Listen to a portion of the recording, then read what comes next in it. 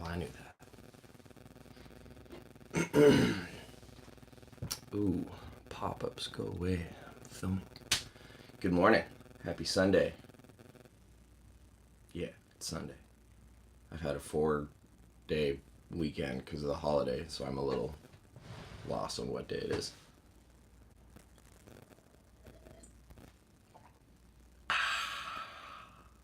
Coffee good. How's everyone's Thanksgiving? Hope you all ate way too much food, have a bunch of leftovers, and regret how much food you ate. I know I did.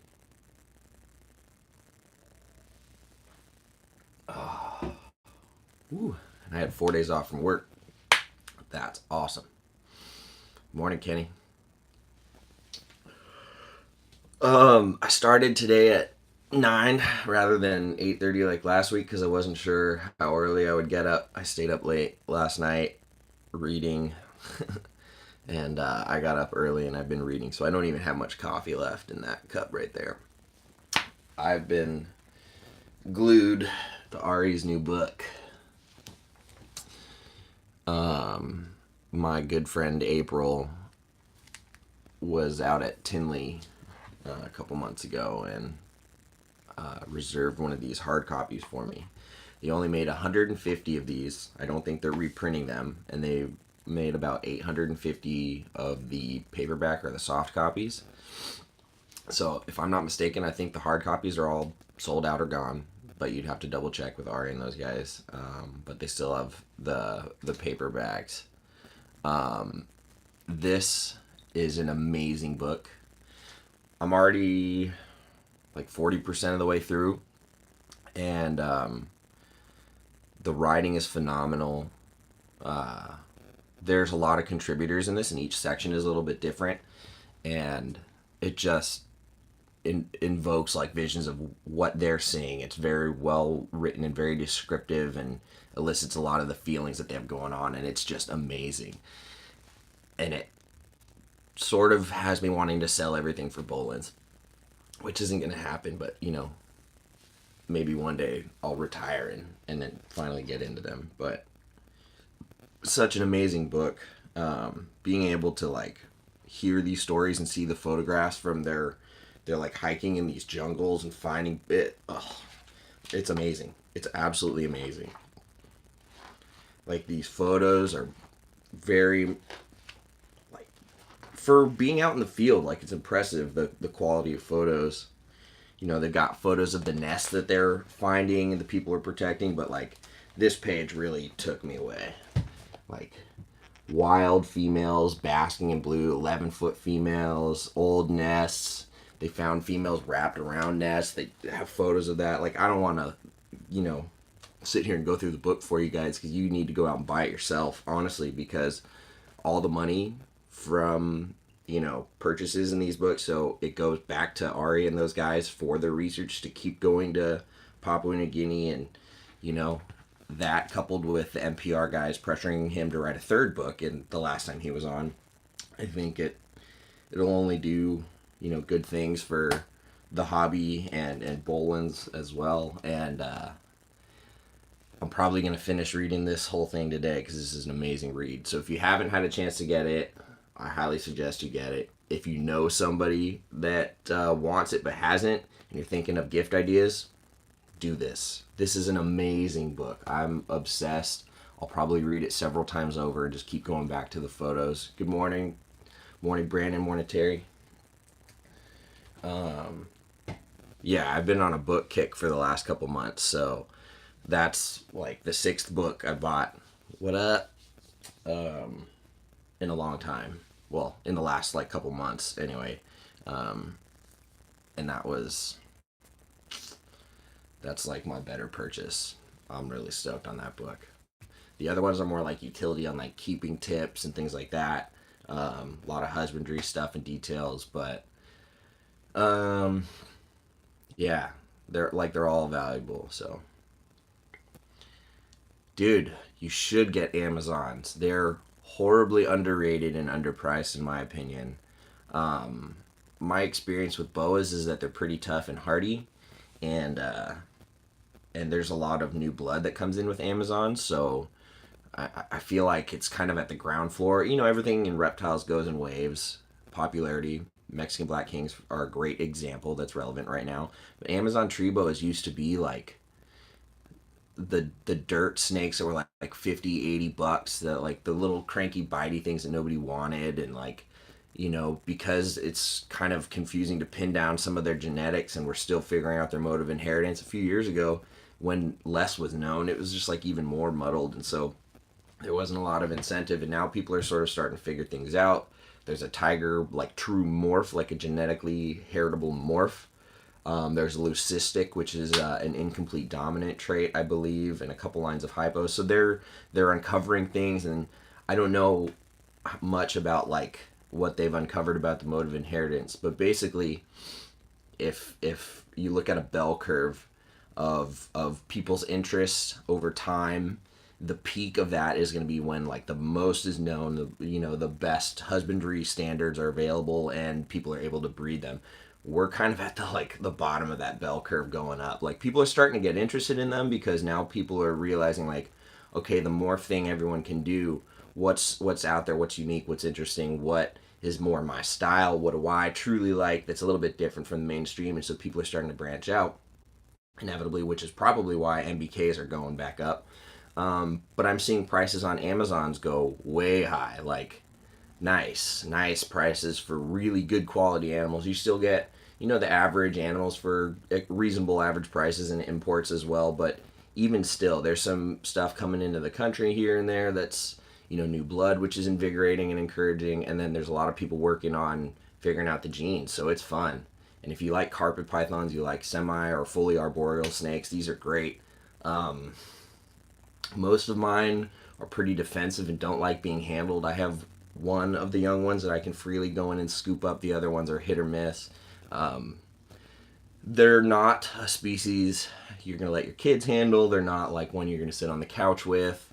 They're a fun species to learn and observe and set up cool enclosures, even if you do tubs.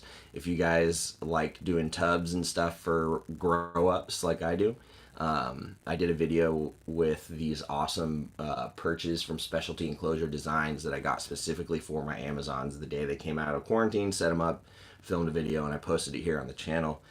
And they're loving those perches. They took to them right away, and it's the coolest thing to watch them use that. And they even suggest them for carpet pythons too on the site. Like there's different styles of them. So who knows? You know, maybe it'll be fun to invest in like a grip of those for hatchlings for carpet pythons down the line, especially maybe some like tricky feeders or the ones that want to climb or perch a lot. Anyway, fun idea, worth checking out. Get Amazon tree boas. Um, if any of you guys have been tuning in the last couple streams and paying attention, I've started pairing animals. I started dropping temperatures earlier this week, pretty much the day before Thanksgiving.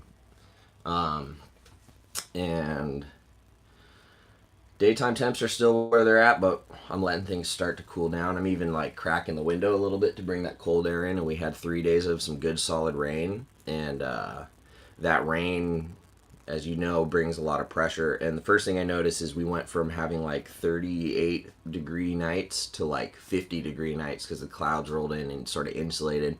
And so I was able to feel warmer temperatures and a little bit more humidity, and the snakes were picking that up. I've been getting a lot of cuddling. The children's pythons lock up every time I put them together. The jungles locked up for several days on end, and then they've just been cuddling. Everything else has been like either like they're cuddling and they're just not doing it, or they're hiding it and I can't tell. But it is still plenty early, so we're rotating animals back and forth. Some of the snakes I think are still getting their head off of that sort of routine, looking for food every couple of weeks, and they're finally starting to accept that it's wintertime with these cold temperatures and stop being so food motivated. There's a few animals that are still figuring it out, namely one of my bredli decided to eat half of my pinky when I was changing his water yesterday. which was fun. He's still obviously hungry. So hopefully these cold temperatures break him out of that, because that wasn't pleasant. So yeah, we'll see what happens, but I think a few more nights of some cold. I think we're kind of done with rain for a while, so we'll see what happens. But it's going to continue to get colder and stay colder, and everything will sort of start clicking hopefully here soon. Um, yeah, one thing that I thought about talking about, since it's breeding season, is like, for those of you who aren't familiar with like proving genes out, or like with certain traits like caramel, it's more or less impossible to tell if something's a super caramel or a regular caramel. Say you did a caramel to caramel pairing, and it's even more difficult when there are other genes layered on. And so something you could do to answer that is breed for it. That's pretty much the only way. So say you've got some sort of a super caramel or a possible super caramel. It's never been bred to prove it out. Ideally, you would pair it to something that will show that caramel trait in the offspring. So if you're, you know, doing something that throws off the pattern, like Axanthic or color Axanthic or tigers or anything like that, you know, you've got a few more variables at play. So the reason I thought of this is one of my snakes was pretty dirty from running around through his bedding. He's a male, and he's an albino, and he's filthy. And if any of you have ever worked with albinos or caramel albinos or anything, you'll know it's really difficult to see the difference between like a caramel or a super caramel albino. At least I think it's difficult. I don't have very much experience with them, but I've seen other people's, and it's like, I wouldn't be able to answer that question without, you know, breeding or asking around. So I'll grab him really quick and we'll keep talking about that. Oh, of course, we're filthy.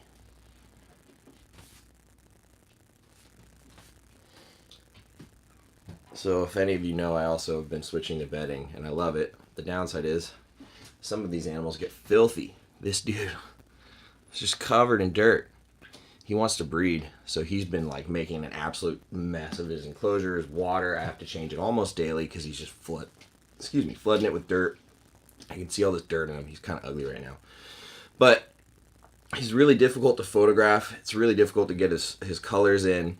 And being an albino, he's just different shades of white and yellow, really. There's a little bit of orange in the sides. And as he gets a little bit bigger, it's easier to see those colors more, but I couldn't tell you what's going on. So I acquired this animal as a striped possible super caramel albino. He came from, I believe it was a striped caramel het albino to a caramel albino. Something like that. I'll have to double check my records. Anyway, there's an equal chance he could be a caramel or a super caramel. The only way I'll know is if I breed him and prove that out. So if I wanted to do that, one thing I could do is just breed him to something that isn't an albino or het and see what the results are. If all of the resulting babies come out caramels, then that pretty much answers that he would, you know, then be a super caramel. But the idea is I'd have to breed him to prove that out. And that sort of adds a layer to proper representation. This animal was represented as a possible super caramel, which didn't reflect in the price because there's no way to be sure. So, you know, a safe thing for a seller to do is to err on the side of caution and safety and don't assume. Because let's say I sell somebody what's a possible super caramel, and I tell them that it is a super caramel. They breed it and it proves to just be a normal caramel. They're gonna be pissed at me for, you know, basically doing that. But if I sell it to them as a possible super caramel, you know, and just full disclosure, and they breed it out and they've only paid the price of it being just a normal caramel or whatever, and it proves to be super, then they've just been hooked up. They're stoked. You look great in their eyes. And chances are you've got a good friend in the hobby, and you guys can, you know, work on projects together, which is one of the best things about, you know, making friends with people who want to buy your snakes. They're not just customers. They're great people in the hobby, and so you can help move things forward. Anyway, side tangent. So this boy, he is, itching to breed this year. He's got his mature head. He's of great size. He's producing sperm plugs, but I'm not breeding him this year because I'm not just breeding things willy nilly for no reason just to get babies. I actually have a project in mind for this boy, which is why I got him. And the female I intend to pair him with needs at least another year. So I'm not just going to pair him to anything. I've got plans for everybody else. He's just going to have to tough it out this season, and I'll just have to deal with cleaning up his consistently messy cage. If any of you have adult males and they're going nuts in their enclosures right now, potentially going off food, wrecking their enclosures, it's probably because they're coming into season. So, but yeah, this guy, he's pretty filthy right now. Only downside to bedding is if you have albinos, they can look pretty dirty. But we'll see. Speaking of albinos, my female, she's like swelling. She's looking good. The female Darwin, I should say. Darwin albino. She's ready. Oh, man. And the male's in shed. So he missed that ring because he's in shed. And if you know, males don't really do anything when they're in shed as far as breeding goes. So once he sheds, they'll go together, and we'll see. Darwins are kind of around this time, but it's still, like I said, it's still early. Like, it wouldn't surprise me if I didn't start really confirming and seeing more locks until like December. Or January at the latest. So yeah. What's up? Y'all are quiet today. Is it because I'm just rambling?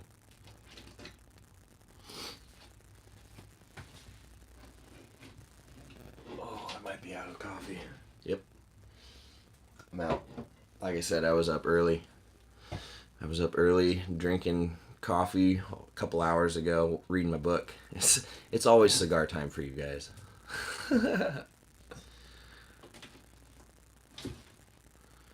Oh man. I guess I have to go back to work tomorrow. That's a bummer.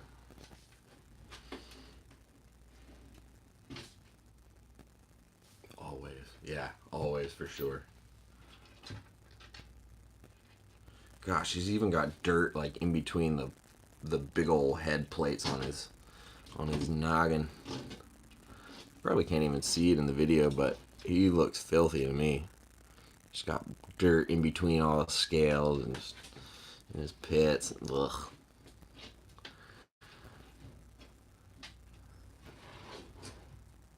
Yeah, this, like, we're technically in the start of the season, but I feel you. It doesn't really start until you see some locks. Like I said, I saw some with my jungles, and then she was just like, after they locked up a bit, she's just wanted nothing to do with the male. I think it's still early, but like that would be ridiculous odds if they just like one time got it done. It's happened. I didn't palpate her though, so I have no idea where she is, in her follicular growth. She went pretty early for me 2 years ago. She gave me eggs in like February, and I had jungle babies on the ground in April before anything else. Morning, Justin. Which was cool. Early babies, Looking forward to more babies this year. I'm still figuring that out. Like I said, seeing nothing but cuddling. So, who else is breeding carpets this year?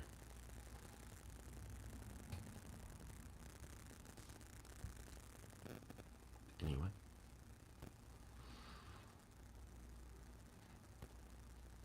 Oh, who caught the live stream yesterday of Mark O'Shea on From the Ground Up? That was amazing. Gotta go watch that. Yeah, so sperm plugs, just in general, some people will argue that it's like just bunched up bits of shed skin and like urates and traces of that. Some people actually argue that that it is like just dried up sperm plugs and calcification and stuff in there. I don't know what's more accurate or not, but I would imagine it's probably a mixture of scent glands and sperm plugs and maybe some skin tissue in there from when they shed.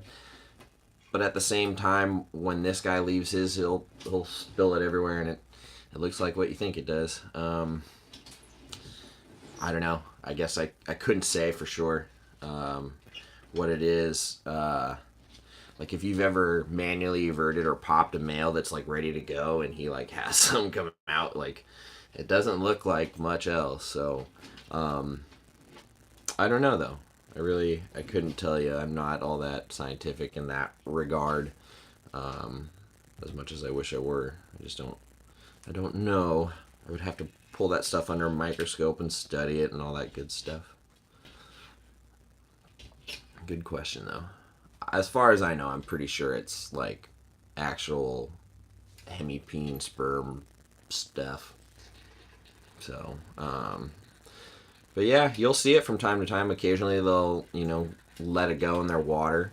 That's where I've seen it from this guy a bit. It just looks different from urates. So the first time I saw it, I just questioned what it was instantly rather than just write it off as urates. So if you have an experience like that, that might help that one out.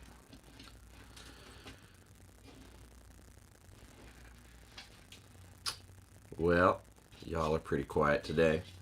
I talked about what I needed to throw out there, I suppose. I've still got more t-shirts if anyone's interested. The nice thing about t-shirts is the cold weather doesn't affect shipping them.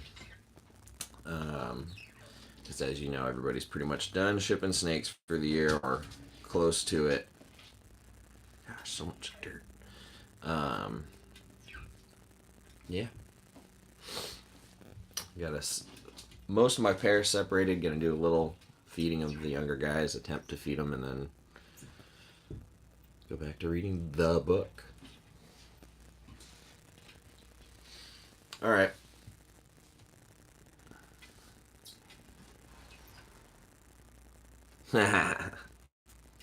Keep it to yourself. Get your mind out of the gutter. Ow.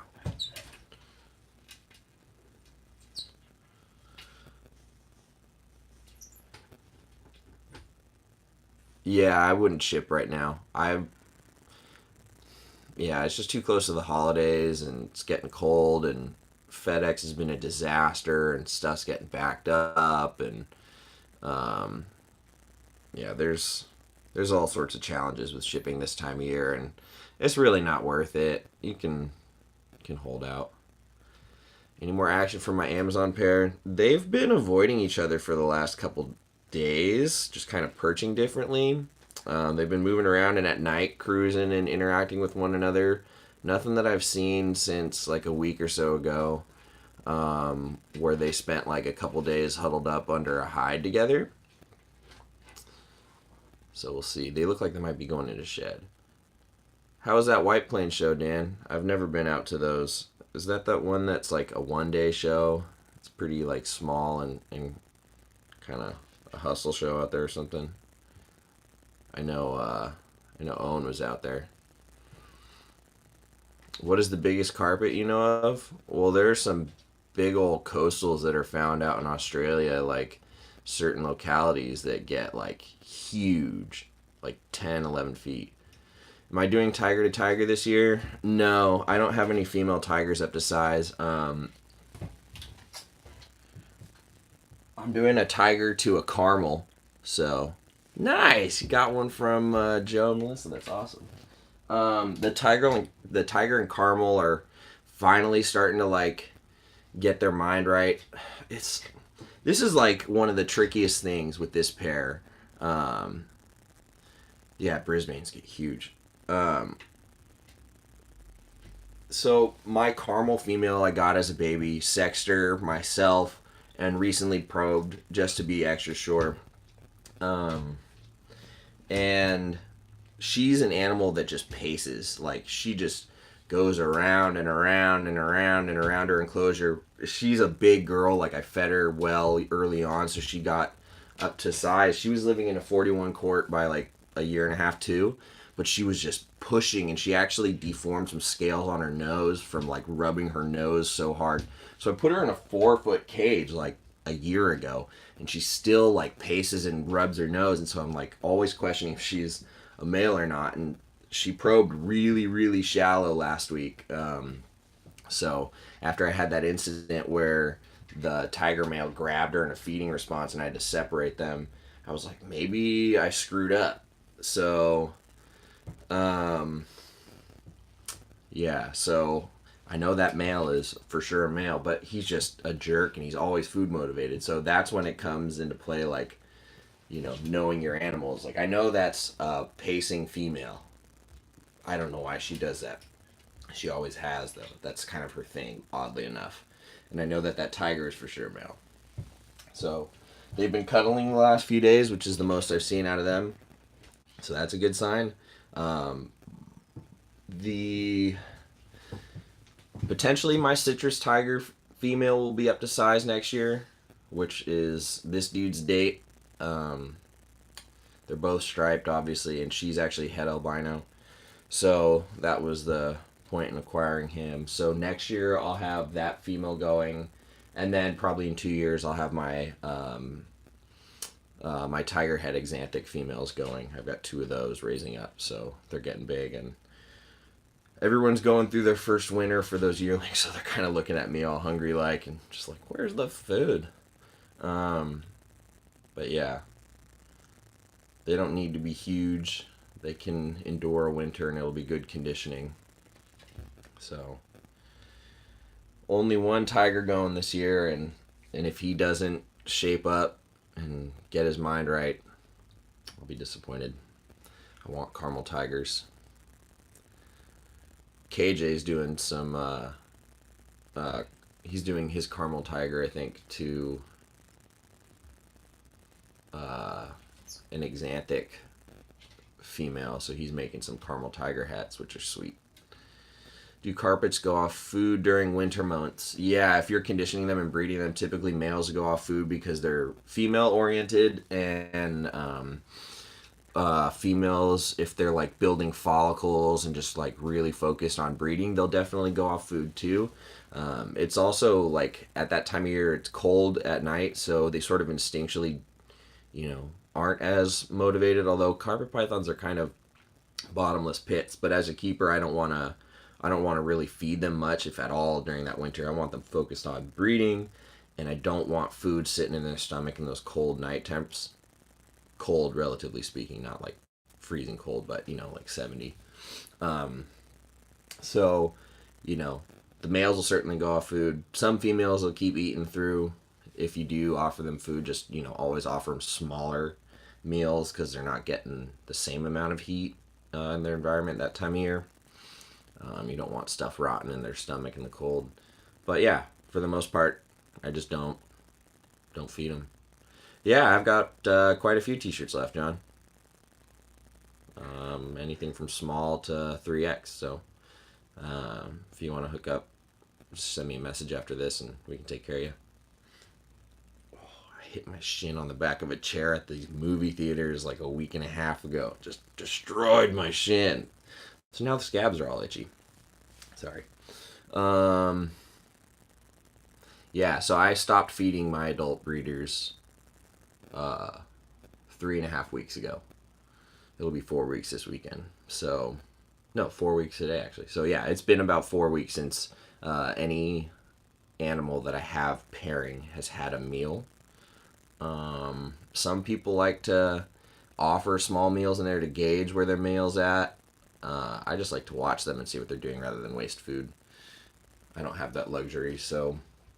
But yeah, I mean, you can see a pronounced change in your male's behavior. Starting in October, I was seeing males pacing and tossing their water bowls a ton. Females spending profound amounts of time just hugging the heat and not leaving their spots at all, even at night when they typically cruise. My jungle girl likes to cruise around a bit at night, but for the last few weeks, she's just been hugging that heat nonstop. So if you watch your animals a lot this time of year, you can sort of pick up on their behavioral changes, and just remember that. I actually have like a hardbound book that's just a bunch of blank pages, and I just keep all my notes from what I've observed. I write the dates down. Right when I'm pairing and dropping temps, just keeping a log of it so every year I can go back and have sort of like a record. If I'm confused, if I'm like, why isn't she going? I can see when she normally likes to cycle, if it's a previously bred female, or you can kind of just look back in your records to see what's considered normal for those animals. So keep notes. It's a good tip I have for all of you. Just the tip. Anyway, I also didn't put out a video this week on Friday like I have the last 2 weeks. Do I drop my hotspot? I drop the hotspot at night. So right now, from 6:30 p.m. to 6:30 a.m., the hotspot is dropping down to 78, and I'm going to keep dropping that down gradually over the next week or two until it hits about 70 at the lowest point. It will still come back on during the day for 8 to 10 hours or so, and I'll actually change the time when the heat starts ramping up and down to reflect a more condensed basking period. And this is all sort of kind of how you would replicate it in the wild, to like the changing seasons, the shortened days, things like that. So that's kind of the idea. I've only actually successfully reproduced any carpet pythons over the last 2 years. I tried a year before that with animals that were too young, but it's easy to want to change your methods when you don't have success. Sorry, I'm getting really hungry. And that first year I didn't have success, but I knew it was mostly because my animals were too young. And I've kind of shot myself in the foot over the years by moving so much. But if you stay consistent, raise your animals up in that, don't switch things up, just be persistent, and just, do your due diligence and making sure you're doing the right steps at the right times, and just watch your animals. If they don't go 1 year, doesn't mean you screwed it up. Sometimes they just don't go. Anyway, this has gone over 30 minutes. That's long. And I'm getting hungry. So, unless y'all have any last minute questions, I'll give you a few seconds to fire anything off. Somebody sent a message just like a couple minutes ago while I was answering Kenny's question, and it disappeared before I was able to read it. Pork or chicken? Chicken. Although I love pork. The Amazon trio, they're all yearlings at best, so probably 3-4 years. The male is the youngest of them all, which is great because he doesn't need to be as big. You too. One female will probably need 2 to 3 years, so it'll be a while. Makers or bullet? Makers.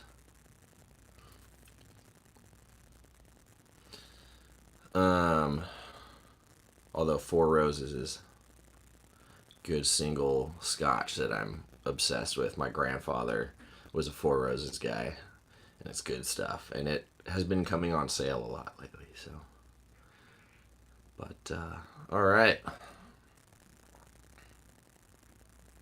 yeah, that's how shows go, Dan. Once you walk in the door, you're in trouble. Alrighty, guys. Have a great rest of your Sunday. See y'all next week.